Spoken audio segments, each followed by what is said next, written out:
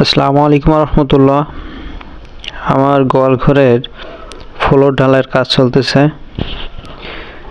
আপনারা দেখতে পাচ্ছেন যে আমার ফ্লোর ঢালার জন্য ইটের খোয়া, বালি, সিমেন্ট এগুলো মিক্সড করা হচ্ছে। এইগুলো দিয়েই এর ভিতরেই ঢালাই দেওয়া হবে। আর আমরা যারা গরু পুষি, আমাদের একটা জিনিস সবসময় মাথায় রাখা উচিত যে গরুর গোয়াল করা সময় যদি ভালো দক্ষ মিস্ত্রি দিয়ে যদি কাজ না করানো হয়, তাহলে এই ফ্লোর ঢালাই দেওয়ার পরে যদি স্লবটা ঠিক মতো না দিতে পারে, এই ঢালাইটা যদি ঠিকভাবে না দিতে পারে, তাহলে পরবর্তীতে গরু পোষার অনেক সমস্যার সৃষ্টি হয়। এই জন্যে আপনারা যারা গরু পুষবেন, ভাবতেছেন যে গোয়াল ঘর তৈরি করবেন বা ফ্লোর ঢালাই দিবেন, তারা অবশ্যই একটা দক্ষ মিস্ত্রি দিয়ে কাজটা করার চেষ্টা করবেন। তাহলে আশা করা যায় এই সমস্যাটার সম্ভাবনা খুবই কম। আমিও চেষ্টা করতেছি দক্ষ মিস্ত্রি দিয়ে এই কাজটা করানোর, আর সাথে আমি আছি কিভাবে কি করলে ভালো হয়।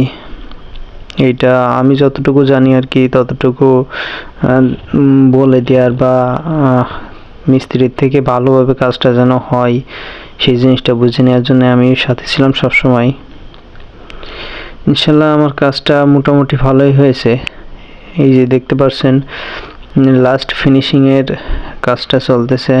এর উপরে এখনও সিমেন্টের গুঁড়া দেওয়া হবে। সিমেন্টের গুঁড়া দেওয়ার পর সবথেকে ইম্পর্টেন্ট কাজ হচ্ছে এর উপর দিয়ে ঝাঁটা টান দেওয়া। ঝাঁটাতে যদি টান দিয়ে ধার ধার করে না দেওয়া হয় আর নিচের দিকে স্লোপ মতো করে না দেওয়া হয়, তাহলে এই যে গরুতে যখন সে চানাবে, তখন ওই চানাটা ওই জায়গায় আটকে যাবে। আর গরু দাঁড়ানোর সময় গরুর পা স্লিপ করতে পারে, যখন তখন পা স্লিপ করে গরু পড়ে যেতে পারে। এই জন্যে এই ঝাঁটাটা যদি নিচের দিকে টান দেওয়া হয় সোজাসুজি করে, তাহলে যখন প্রসব করবে তখন ওইটা সরাসরি নিচে চলে যাবে।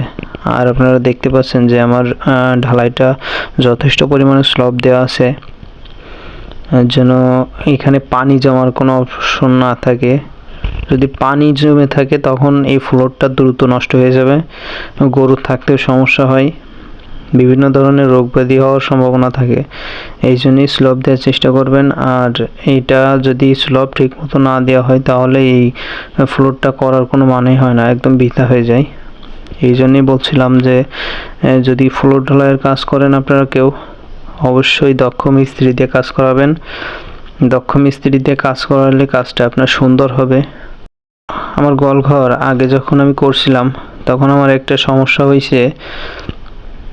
আমার ইউক্লাম যেগুলোতে আমি গরু বাঁধতে হয়, ওইটা অনেক নিচে দেওয়া হয়েছিল। এই কারণে আমার এখন গরু বাঁধতে গেলে অনেক সমস্যা হয়। এই জন্যে সবসময় দক্ষ মিস্ত্রিতে কাজ করালে কাজটা সুন্দর হয়, কাজের ভুল কম হয়। এই জন্য আপনারা সবাই চেষ্টা করবেন যে দক্ষ মিস্ত্রি দিয়ে কাজ করাতে। আপনারা সবাই ভালো থাকবেন। আসসালামু আলাইকুম।